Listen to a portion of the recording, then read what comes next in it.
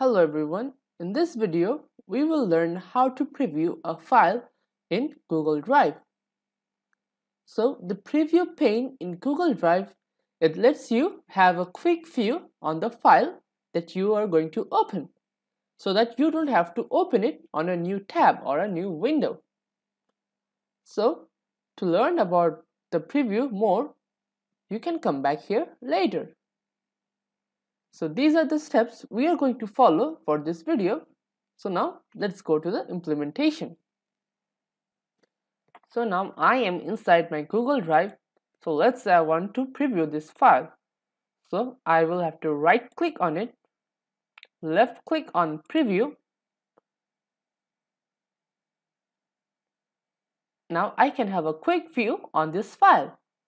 So this is how you can preview a file in Google Drive. So now let's have a look at the summary. So in this video, we have covered how to preview a file in Google Drive. Thank you for watching.